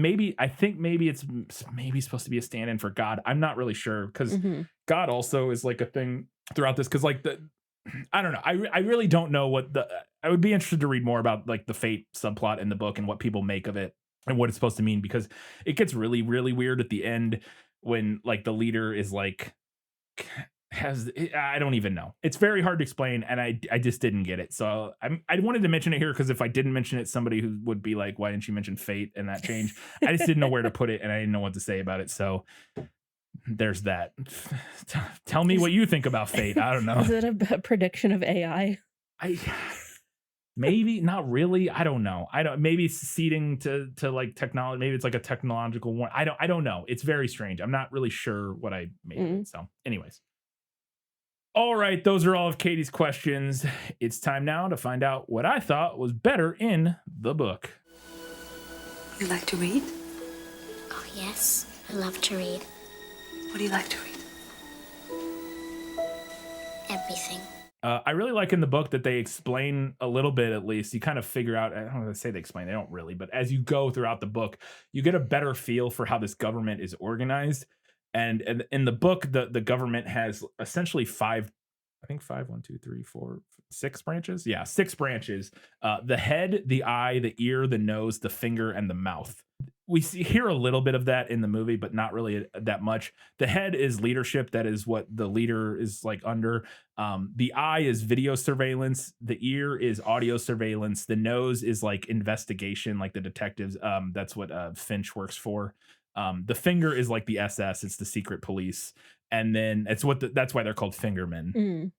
And then the mouth is the propaganda part. So it's just a little bit of world building that the movie doesn't really go into that I liked in the book. On page 2 of this book, the fascist government radio urges everyone listening to, quote, help make Britain great again. So there you go. It's kind of absurd how on the nose our world is, but which again, that phrase does not originate in this book, but it's just like, okay, yep, all right, great. When Evie first arrives at the Shadow Gallery, he's playing music on the jukebox, and in the movie it's the same song. I can't remember what it is. It's like it's not Fly Me to the Moon. It's something like that though in the movie that he keeps playing. I don't remember now. Anyways, when she gets to the Shadow Gallery in the book, he's playing Motown music, and she's talking about how she's never heard Motown music because some cultures were eradicated more than others. So like she knows of some other music, but like Motown in particular, she's never heard of because some cultures were snuffed out more than other cultures. Another scene that is, I think, much better in the book is the kidnapping of Prothero. In the movie, he just shows up at his like apartment and kills him in the shower or whatever, like as he's getting out of the shower. In the book, he kidnaps Prothero from a train. And it's a very cool and gorgeously drawn scene in the book of him. Like there's these really cool, super dynamic panels of him like jumping onto the train, and then like he cuts the power to the train and he gets into the train car with Prothero and these other guards. And there's this great moment where like somebody like lights a match and he's like right there. It's very, very cool. And I was surprised that they did. I guess it's probably a budget thing. It's just maybe was they wanted to put the budget to other and they just wanted to put the money other places potentially. But I was disappointed that the train kidnapping didn't make it in. When he gets Evie back to the Shadow Gallery, one of the lines he says to her that doesn't make it into the movie is, "They made you into a victim, Evie. They made you into a statistic, but that's not who you are inside." Again, I don't think that made it into the movie, but I really like that line from the book. When he does, again, I said he kidnaps Prothero, which is different than the movie where he just kills him there. He takes Prothero back to the Shadow Gallery in the book, and he has set up a fake concentration camp, like a fake Larkhill. And this is all like a ruse because Prothero keeps saying like, I don't know what you're talking about. You keep calling me commander. I'm not, I'm a broadcaster or whatever. And he's like, no, I know who you are. And so he's like kind of like leading him through this like fake concentration camp he makes. We also find out that Prothero collects dolls. He collects these weird little like dolls, just a thing he does. I also think it's insinuated early in the book that Prothero and a few of the other members of this fascist government are gay, but like are pretending not to be. And anyway, it doesn't really matter. But he has all these dolls, and he has them in like concentration camp uniforms, and he has them all lined up, and he has like Prothero like standing in front of them as like prisoners, and Prothero's like, no, not my dolls, and then he like throws all the dolls into an incinerator and like burns them all, and then Prothero like loses his mind. He like goes crazy. It's a crazy, interesting scene. None of that makes it into the film. V actually has an alternative costume in the movie that I really wish would have made it into the film. He dresses like a little vaudevillian fancy man, and he has a different mask that's like a more vaudevillian style mask. It's very fun, and I would have loved to see it. I'm surprised they didn't do it. He's got like the striped pants and the little like wicker hat, and like it's great. There's a thing where they talk. We hear Beethoven's Fifth play in the movie a couple times, or at least once. But they point out in the book that the main motif of Beethoven's Fifth, dun, dun, dun, dun, is actually Morse code for the letter V, which is funny because it's short, long. Interesting. And I looked at that is correct, which I just thought was kind of funny. Book 2 in the graphic novel starts horizontally format. I say starts. The first issue of book 2 is horizontally formatted and is actually music. And it is V playing piano and like resetting the stage. It's called The Vicious Cabaret. And he plays this song and sings it and kind of like recaps where we are and where our characters are. And it's like a completely, again, it's all like horizontal and the actual music is on the page. So it's like the Oh, music interesting. staff. Yeah. And then it's like we're kind of jumping around to all of our different characters and it has actually the lyrics and all the notes and everything. So you could play this. I'm Yeah. sure somebody has somewhere, but I thought that was kind of cool. I think I mean, obviously they couldn't do that explicitly, but they could have had him play it. I don't know. Maybe they did in a deleted scene. During the TV station break-in, when he's like fighting all the guards in the book, that we get this great montage of him like fighting through the hallways, killing all these guards. And as it's happening, we're getting little snippets of all the TV shows that are being broadcast. But the like little snippets as we jump between different TV shows kind of apply to like what we're seeing in a way that's really interesting. The Gordon in the book takes Evie to a fascist cabaret show, which I thought was interesting. Like they have this place where they go to that is it's literally a cabaret, but they're doing like a cabaret number that is like fascist. I don't even know how else to describe it. So cabaret. Well, right, but it's I guess fair enough. I just thought it was very funny. But like it's a woman like singing in like, stockings and like a little outfit and her like the song she's singing is but it rallies in the night with all the torches burning bright. I feel a stirring in me I cannot neglect, and I'll grab with mad abandon any lad with an armband on, and whose cute salute is manly and erect. I like the boots, da da da da da. I like the attitude. I like the point at which the legal meets the lewd. I like the thrill da da da da of the triumphant will. I like the marching and the music and the mood. It's crazy. I mentioned earlier that Gordon in the book is also killed, but he's killed by like some random gangsters. In the book, Evie goes to get revenge. She goes to kill the guys. She buys a gun and she goes to kill the guys that killed Gordon because she like was falling in love with Gordon and she's like, she kind of snaps and is going to kill these guys. And I understand why they cut that, but I really liked it in the book. And that's actually the moment when she gets grabbed. Is in the book, she goes after Gordon gets killed. She goes to kill the guys that killed Gordon. And as she's like pointing the gun at them to shoot them from across the street, she gets grabbed by, we think, the police or whatever. Yeah. And it's V. Great line that I don't think makes it into the movie, which is crazy to me. And I believe this is V saying this. He says, "Our masters have not heard the people's voice for generations, Evie, and it is much, much louder than they care to remember." This is like as things are starting to like pop off at the end. Finch does go to Larkhill in the movie to kind of look around, but in the book he takes LSD before he goes there to kind of get into the head of V. He's like takes LSD and he's like tripping walking through Larkhill.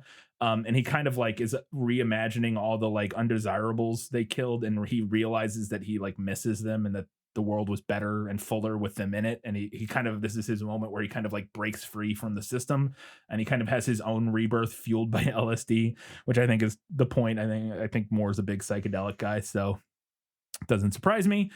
The train at the end with the bombs on it, when he shows it to Evie in the book, not only is it's full of bombs, but it's also full of flowers. Like it's completely stuffed full of flowers. Now, when she puts him in the movie, she puts some flowers around him, but the train in the book before that already is full of flowers, but it's also painted like with these really cool, like designs all over the whole thing.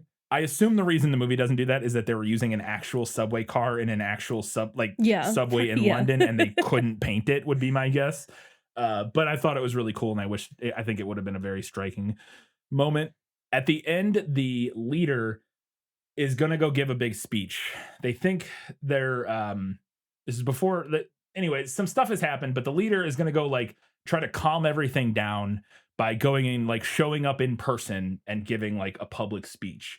And there's a little detail that I thought was really funny is that as he's being driven to the place where he's going to give the speech, we see like a little vignette of the fact that the secret police or whatever are taking a crowd of the same people and moving them along the path and forcing them to cheer for him. Like as like Mhm. they're like, all right, go to the next, and then they take him to the next spot and they're like, and cheer louder this time and stuff like that.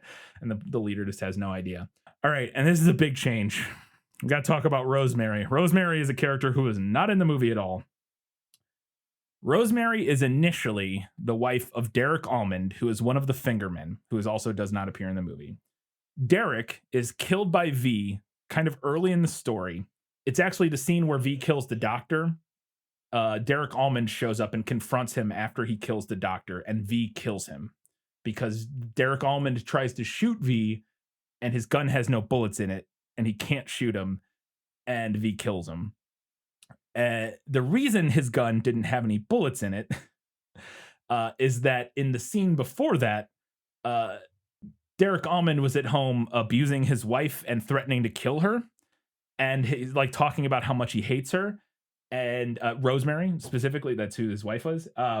And he does this insane moment where like she goes to bed and he comes in with his gun and like holds it up to her and like pulls the trigger, and there's no bullets in it. And he goes, "There's no bullets this time," or something like that. He's just like this fucked up evil guy Yeah. who's just abusing his wife.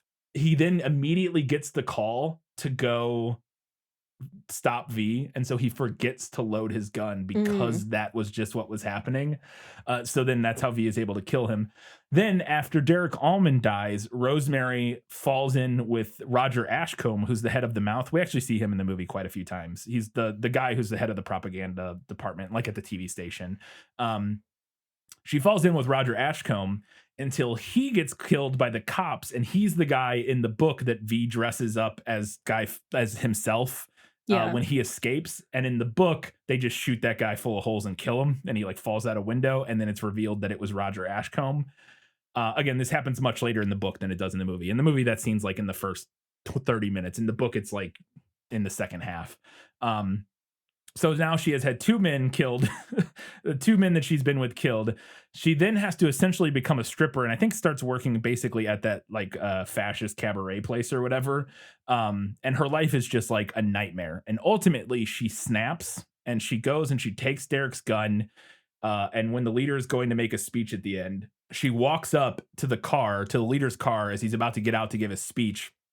And she's allowed past security because one of the guards recognizes her as somebody who used to affiliate like with one of the leader's top men because she was married to Almond, who was like a higher up within the government and that sort of thing. So they let her through, and she walks through and walks up to the car as the leader's getting out and just shoots him in the face and kills him.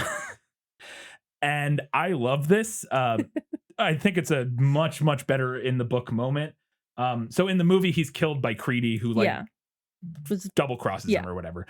Which Creedy does kind of double cross, but it very differently in the book. I mean, that's its own kind of commentary. Yeah, it's fine. It's fine too. It's not like it's horrible, but I think this is incredible because I think it really showcases the way that this world affects even the supposedly privileged. Rosemary is part of the upper crust. She is, part of the kind of fascist leadership, or she's married to part of this like fascist leadership, and she goes from one member to another. But these men, because they are tied up in this fascist fucking nightmare state, keep getting killed, and she keeps ending up in worse and worse situations to the point where her life just ends up terrible, and she just snaps because of it. And I think Rosemary's tragedy is arguably one of the most important elements of the book. The leader isn't killed by some hero, or even in the movie killed by some, like other big like bad guy. Yeah. He's killed by an abused wife who, nevertheless, the fact that her life with Derek Almond was terrible, he was an abusive asshole who she hated. He still provided her comfort and support and like, or comfort and, a relatively like normal lifestyle and that sort of thing. And had her life completely torn apart by this fucked up system. And it's all kind of just completely luck that she ends up both in that situation, like where she has these men that she keeps ending up with getting killed. And it's complete luck that she is able to get to and kill the leader. And I think it's just like, it's this weird, beautiful, like tragedy that feels completely random and almost kind of arbitrary. And as you're watching her story throughout the book, you wonder why you're watching this really. But then it becomes so important at the end. And I think it's, again, I could see reading this and going, "That's really not that important of a plot line. We can just get rid of Rosemary. Makes more sense. Let's have the leader killed by like one of the bigger characters." But I completely disagree and think that Rosemary killing the leader is a hugely important part of thematically of what the book is trying to say. And so I hate that they changed it. Yeah. I mean, that sounds poetic. It is. It really, yeah. It really is. I was blown away when that happened because I wasn't expecting that. Like I didn't know Yeah. what I was expecting. But as soon as you see her leave, like get the gun and leave, I was like, oh, this is what's gonna happen. And then she just walks up and shoots him in the face and kills him. And that's that. That's how the leader dies. It's crazy. But great. Finch, in his LSD-addled state, stumbles across Victoria Station in the book and Victoria subway station and realizes that it's probably related to V's like plot. And then V ends up finding him there, and Finch is the one that shoots V. Not really out of like malice, but just out of like self-defense, because V like kind of comes at him in the dark and he just like fires into the darkness and that's what ends up killing him. So he's the one who actually mortally wounds V. The Helen Hire plotline is another thing that doesn't make it into the movie. Helen Hire is kind of the inverse Rosemary. She's attempting to climb in the fascist ranks through her husband Conrad, who's one of the other higher ups. Whereas Rosemary is kind of just like wants to live a standard normal life and is like keeps getting these men taken away or keeps getting her life upended by the system. Rosemary is trying to climb in the ranks and is using her husband, or sorry, Helen is trying to climb in the ranks and increase her. She's trying to like become like, like a very influential member through her husband. Uh-huh. She constantly belittles Conrad. She's cheating on him with one of the gangster characters that we meet throughout the story. Ultimately, Conrad finds out about the affair and he beats the gangster to death while the sex tape that the gangster and Helen recorded together plays on a TV in their living room. But during that fight, the gangster manages to slice him with a knife, and then Helen shows up and finds Conrad bleeding to death, and then just turns the camera around on him and makes him watch himself bleed to death in their living room. He was the head of like video surveillance or whatever, like his job. It's all fucked up and dark and super interesting. And then when Finch at the end of the story, so Finch kind of in the movie, it just kind of ends, but Finch in the book, he just like leaves. He just like walks out of the city and is like, fuck this, I'm out. And after all this goes down, he just like leaves and he's like walking out of the city and he finds Helen like with some random guys on the side of the road that she's like, oh, I had to stay with them for protection, but I'm going to stay with you now. And he's like, fuck you. And he just throws her and she like, they grab her and run off. And then the literally last panel of the book is Finch just walking down a deserted highway into the night, into nowhere, smoking a pipe, which I thought was fun. And then there's another thing that's really cool that's not interesting that's not in the movie is that Evie actually starts the cycle again. When the whole big uprising happens at the end, one of the police who was tasked with like putting down the uprising gets injured.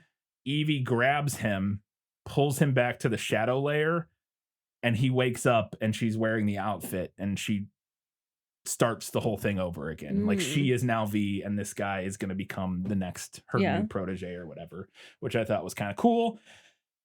And then finally, the big change that I can't believe I'm just now getting to talk about this. I thought I was just ready to be done talking, but this is really important. A big difference that is better in the book is the government, Larkhill, and the St. Mary's tragedy. It's kind of a combination of things. So after the nuclear war, England descended into martial law and chaos, and shit went crazy bad because the world was ending.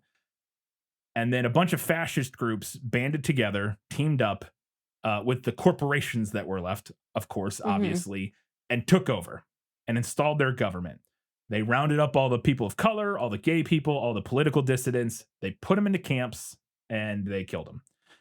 Evie's dad was a socialist, and that's what specifically why she says in the movie that they're saying it's related to her brother dies in the St. Mary's attack. Like and that like radicalizes them. In the movie, he's just a socialist because like I don't even know if she has I can't remember. She probably does, but I think she does have a brother that dies, but it's not really related to her parents' radicalization. She just her dad has just always been a socialist, so they round him up, kill him.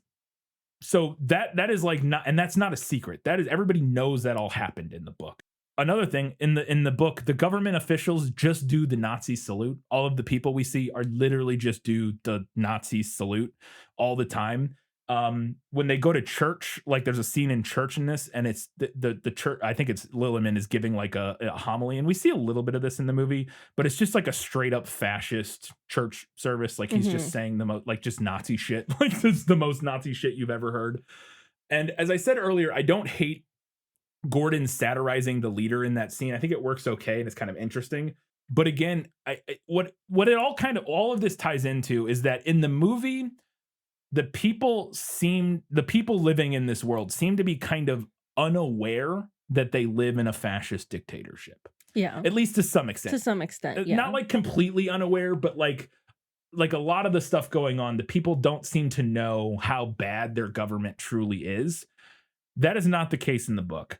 Another thing is that because the movies world is a bit less overtly fascistic, they decide to make Larkhill like a secret.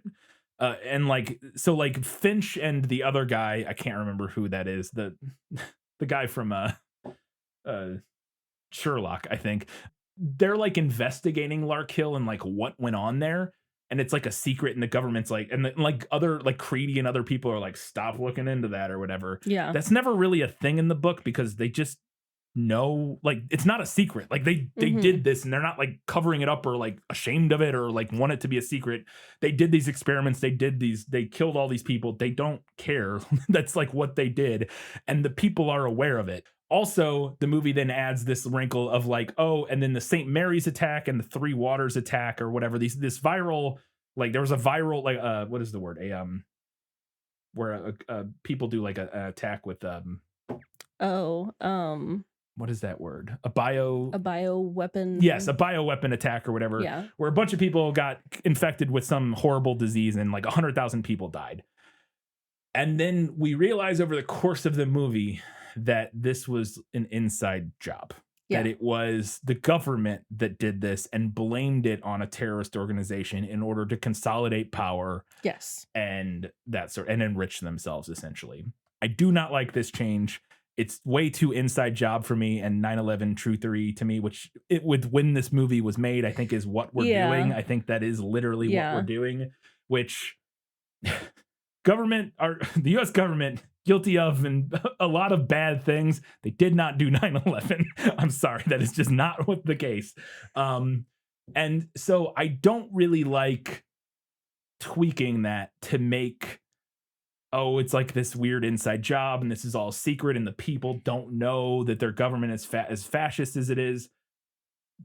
To me, what it boils down to is that in the book, everybody knows they live in a fascist dictatorship, a fascist state. They know all the horrible things their government has done and all the people that have been killed. None of this is a secret. None of this is like some surprise to any of these people. They don't think like, oh, I can make fun of the leader and it'll be fine. They all know they're living under a fascist dictatorship. Mhm.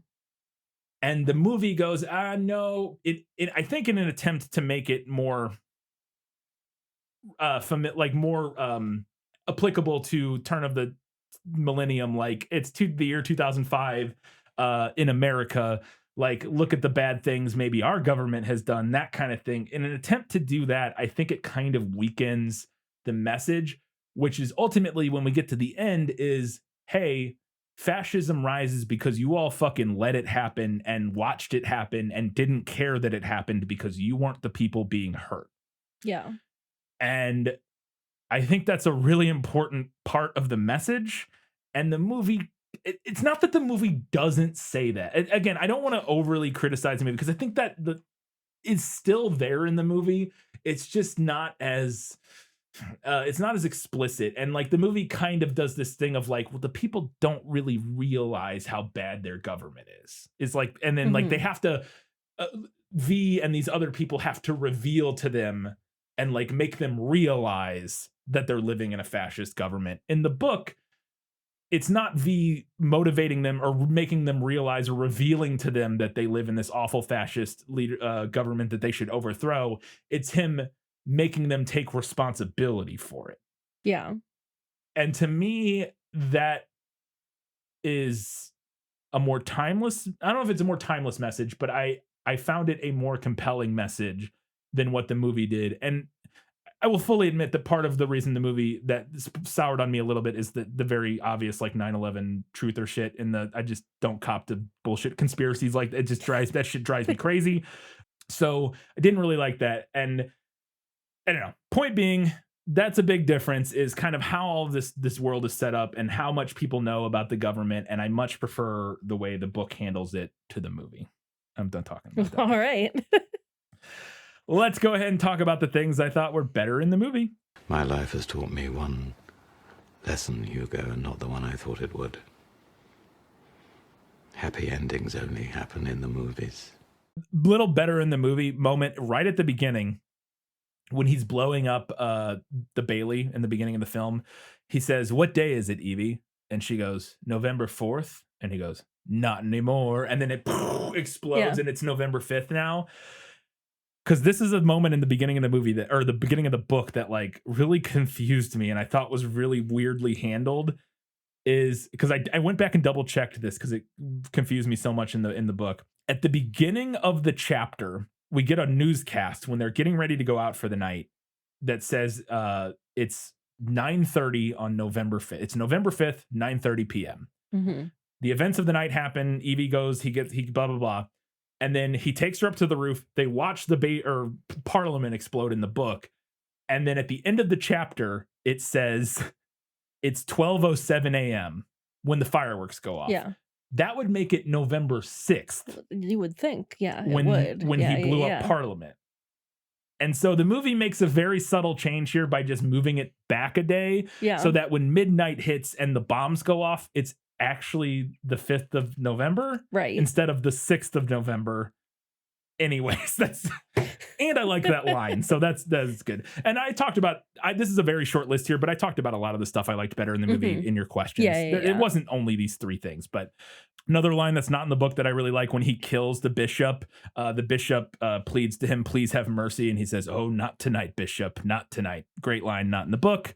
The last thing I had here is I actually kind of liked Finch confronting Evie at the train when she's going to start it. Mm-hmm. He doesn't ever see her in the book at the end. Again, he just like walks and leaves and walks out of the city. I liked him confronting her and her explaining and him just like letting it happen. It kind of cements the fact that he has also gone through this kind of character arc. And so I liked that moment between the two of them. So that was everything I had for better in the movie. Well, let's get to a few things that the movie nailed. As I expected, practically perfect in every way. The strength through purity, purity through faith on all the posters. That is the same poster that is everywhere in the book that they have on the movie all over the place. V recites Shakespeare as he kills the cops in that first opening fight scene as he's murdering them all. I think it's Macbeth that he's quoting. The shot of V emerging from the flames at Larkhill is like literally identical to the shot, the panel in the book of him emerging from the flames in Larkhill.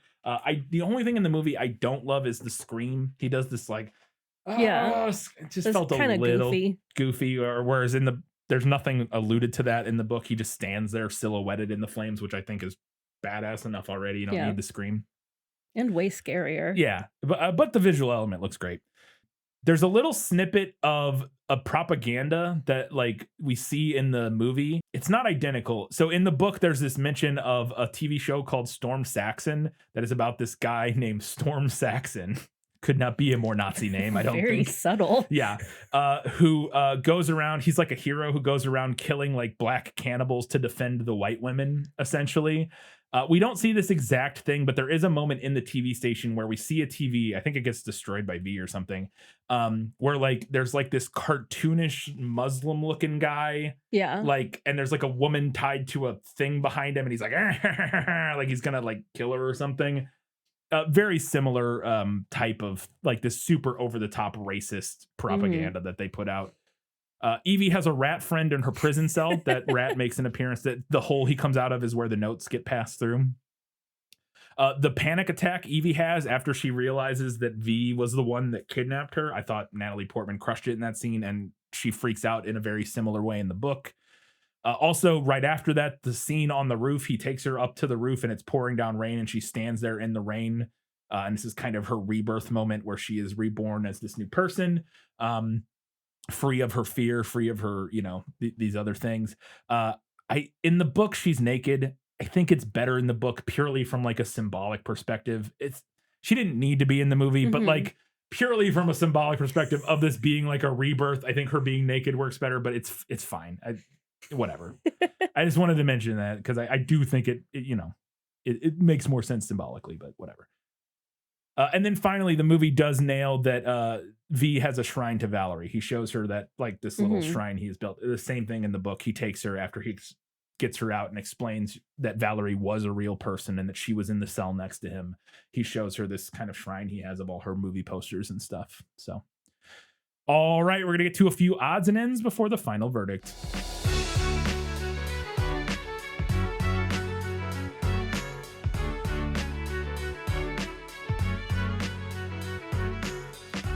I think one of the reviews that you read in the prequel mentioned Natalie Portman's British accent, which was admittedly not incredible. Yeah. Like, it wasn't the worst. It's not awful. I've heard worse British accents. Yes. But it was, like, not incredible. Yeah. Yeah. I really thought at the beginning of this movie that the entire thing was going to take place over 24 hours on November 5th.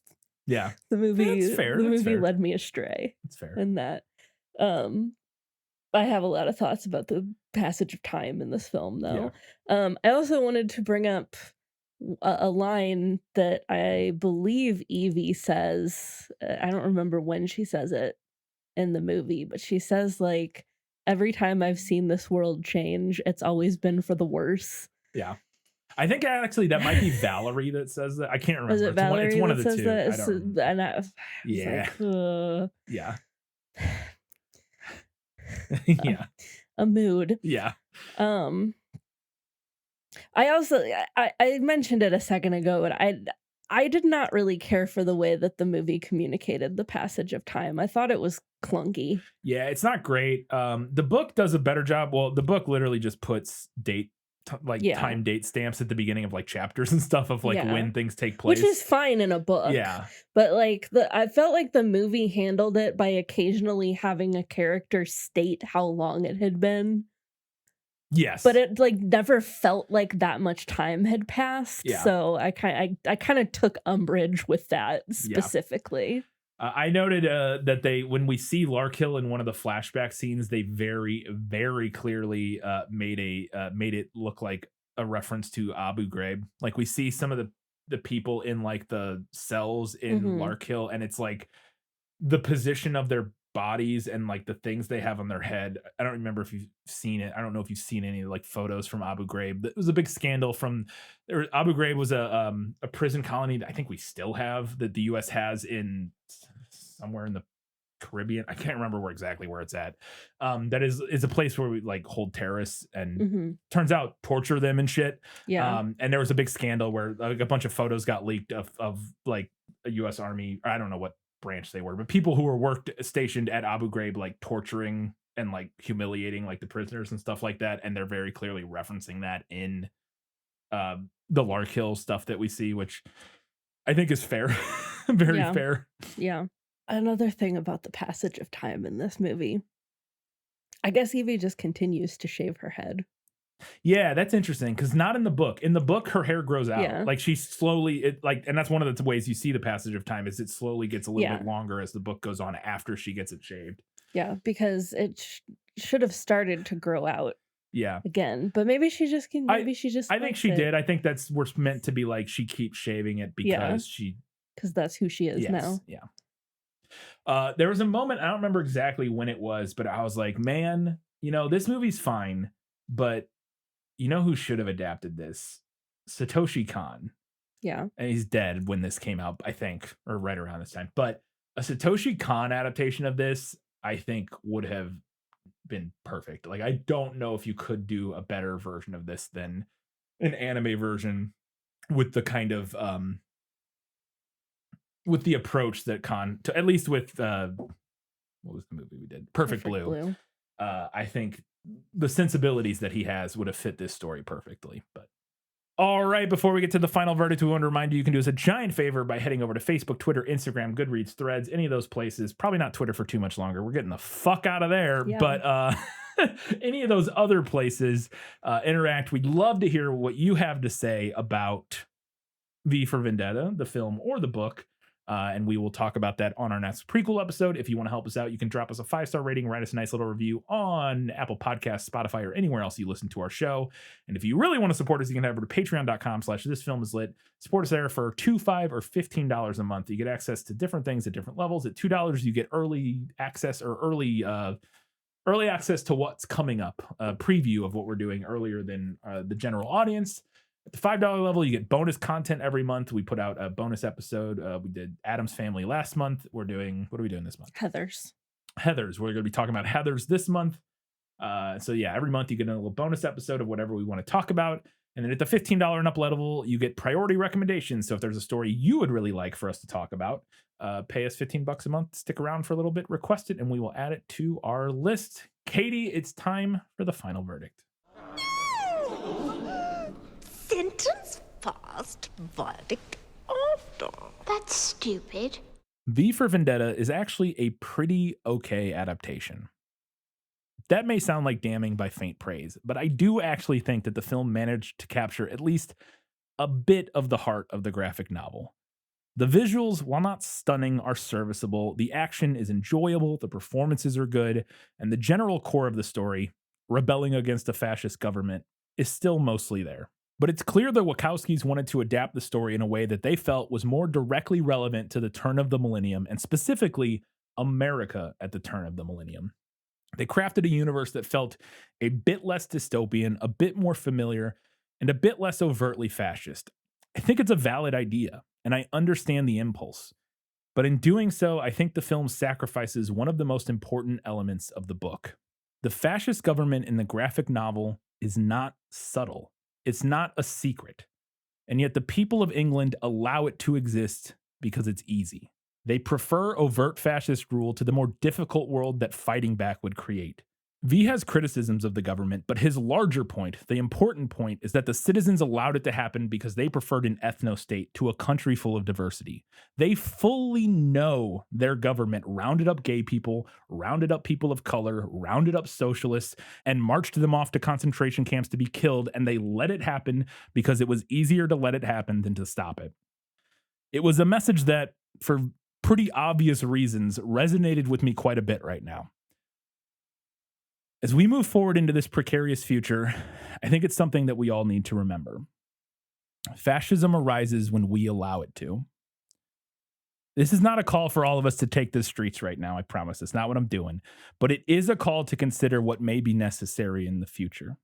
It is a call to form communities, to find new friends that hold your values, and to support each other. Be aware of what's happening in our country as it happens, and do what you can to help the people who need it most. This was a pretty grim book that laid bare what happens when the people cede their country to fascists. Despite all the evidence to the contrary, I'm optimistic that we can do better. We have to do better. I'm giving this one to the book. Katie, what's next? Up next, we're continuing with very light material. Yeah, this one's really fun, right? This one's gonna be. It's not about like fun. abuse or like anything. Yeah. We're gonna be talking about Gerald's Game, a Stephen King novel and 2017 film adaptation. Yeah. Hey, it's a Mike Flanagan, so it'll be good at least. At least I think it's a Mike Flanagan. I'm pretty sure. I think you're right. Yeah. It'll at least be good, even if it's horribly upsetting grim. and grim. Yeah. Yeah, we'll see. All right, that's going to do it for this episode. Thank you all for joining us. Make sure you come back in 1 week's time. We'll be talking about what you all had to say about V for Vendetta. Until that time, guys, gals, non-binary pals, and everybody else, Keep reading books keep watching movies and keep being awesome.